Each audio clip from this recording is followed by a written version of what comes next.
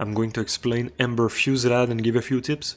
So here, you are casting small red orbs around you and they fire automatically after this duration here. So like this, and they wait the 1.3 seconds and it shoots. In the description of the skill you're going to see a maximum number of embers. When you raise the levels, fire damage goes up, but also the number of embers will go up each 5 levels.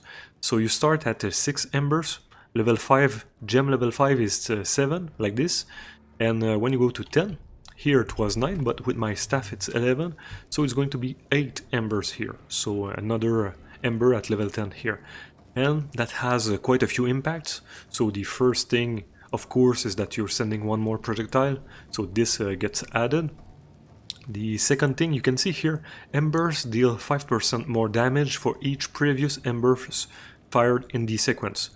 So when you get to level 5 and you get your 7th ember, well, the 7th ember gets added, you add this, but also the 7th ember will have plus 30% damage, because the 7th, so there was 6 previous ones, 6 multiplied by 5% is 30%, so it's a stronger ember that gets added. And then at level 10, you add the 8th ember, and the 8th ember is plus 35%, because it's 7 multiplied by 5%. So you see, you're going to have quite a bit of a damage bump each 5 levels. And another thing that matters that's related to the number of embers is that with this skill you probably want to use the Scattershot support gem. For me it's a must to be able to use this skill. What this does is that you add 2 more projectiles, they do less damage and takes a bit more time to cast. So instead of just having to spam the cast skill to accumulate the 8 embers here, I'm going to equip this. Each time it's going to cast 3. I just have to cast it 3 times to get to the 8 embers. And so what this means here is that since you're casting in multipliers of 3 embers, casting enough to have 7 embers is going to be just as many casts as having to accumulate 8 or 9 embers. Because if you want to get to 7 embers, you go 3, 6, 7. And if you have a maximum number of 9 embers, you go 3, 6, 9 with Scattershot, which means that you're not going to need more cast time when moving from 7 to 8 to 9 embers. It's going to be exactly the same cast time, but the damage will be much higher because you're going to have more projectiles, and also the new projectiles will deal more damage from this sequence line here.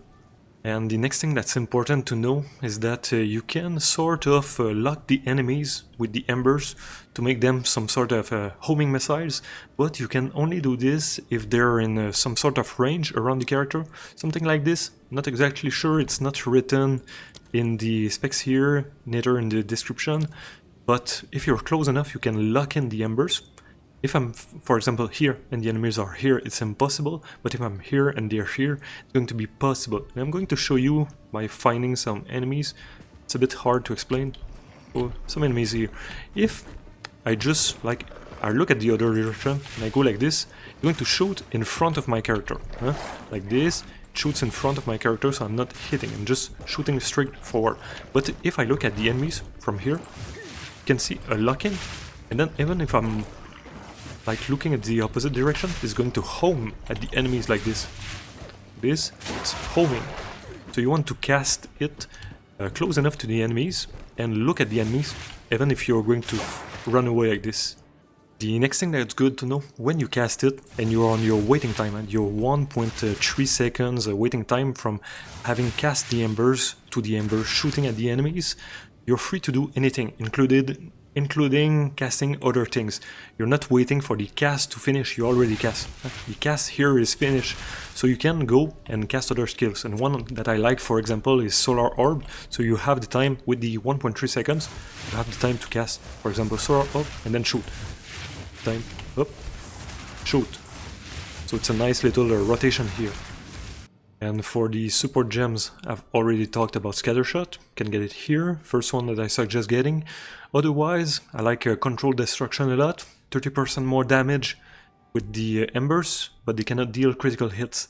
And one thing that's good to know here and that's in general for fire skills, is that fire spells tend to have very low crit. You can see it here, 7% for Ember, 7% for Solar Orb. If you look at the ice skills, they tend to have high crit, 12% here, 13% here, and the lightning is between both, so more like 9%, 9 here. So my point is here that it's much less of a problem to use Control Destruction and trade the crit chance for 30% damage with fire skills that have a low crit than with high skill that have high crit. This here considered casting will be super good also. It reduces the cast speed by 15%, but the cast speed is super fast with Ember Fusillade. It's super fast, but as long as you're casting 3 embers per cast, but the base cast speed is like 0.5, very quick, so you're not going to feel this this penalty of cast speed much, but you're going to deal 40% more damage, which is a lot. So I suggest this. If you find that the time is a bit slow, the hover duration is a bit too long, you can get fast forward. It's going to reduce the 1.3 seconds by 30%. And otherwise, things like Fire Mastery, always good to increase damage. Thanks for watching.